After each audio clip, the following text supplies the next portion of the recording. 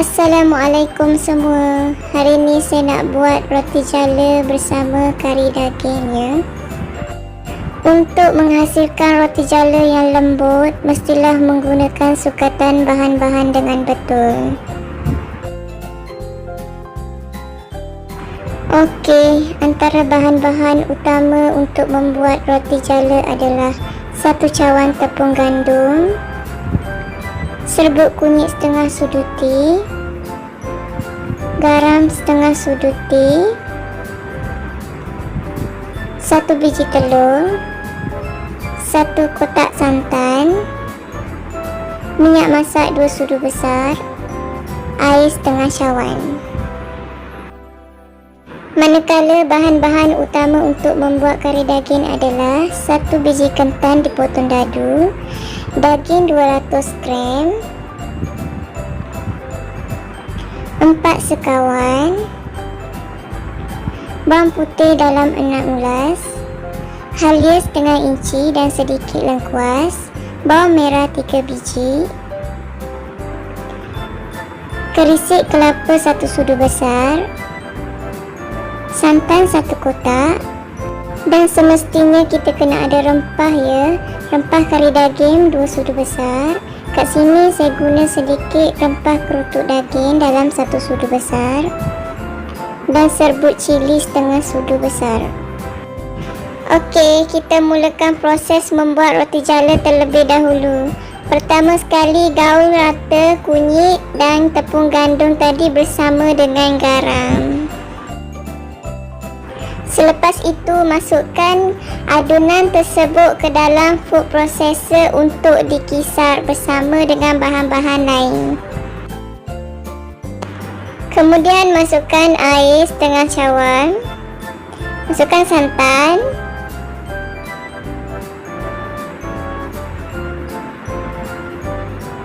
minyak masak tadi, dan telur.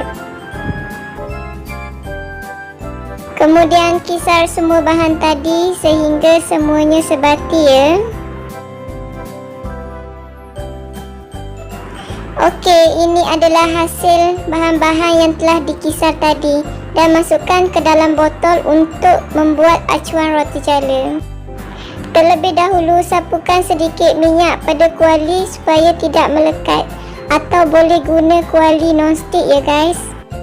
Bila kuali dah panas, bolehlah menjala mengikut kreativiti masing-masing ya guys.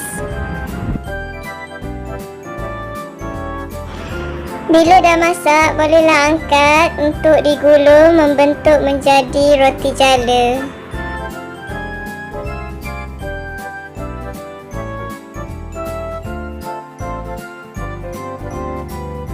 Dan ulang proses yang sama sehingga habis ya. Untuk membuat kari daging pula, kisar separuh daripada bawang merah, bawang putih, halia dan lengkuas tadi ya, dan separuh lagi diiris ya. Terlebih dahulu panaskan sedikit minyak. Apabila minyak dah panas, bolehlah masuk 4 sekawan tadi berserta dengan bawang yang telah diiris tadi bersama dengan halia. Kemudian kacau dan tunggu sehingga sedikit layu. Bila dah agak layu, masukkan bawang-bawang yang telah di blender tadi dan kacau sehingga pecah minyak.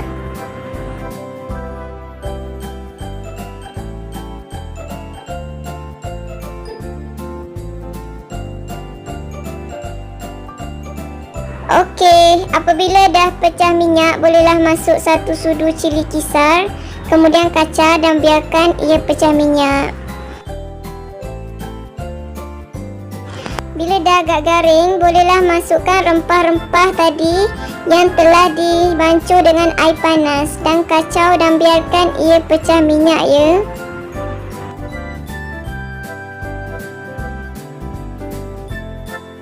Rempah mestilah dimasak dengan betul untuk mengelakkan daripada sakit perut.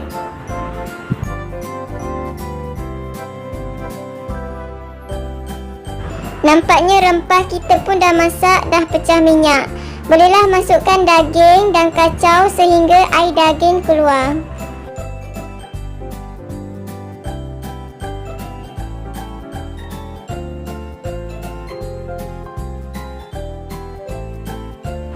Okey, biarkan ia menggelegak seketika dan boleh masukkan ketan, selepas itu kacau sehingga rata.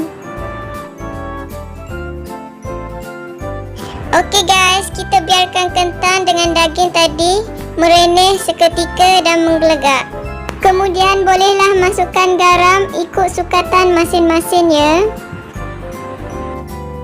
Dan kacau sehingga sebati.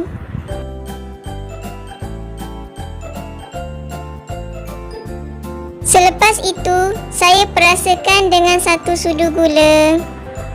Boleh juga kalau nak gantikan gula dengan gula Melaka ya, ikut cita rasa masing-masing.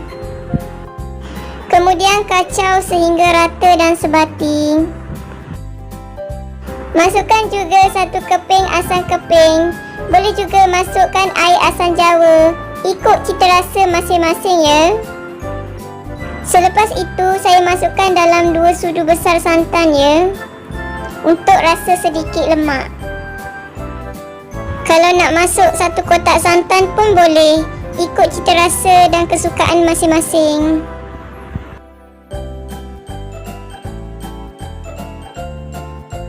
Okey, masukkan sedikit air untuk tidak terlalu pekat ya, dan kacau sehingga masak.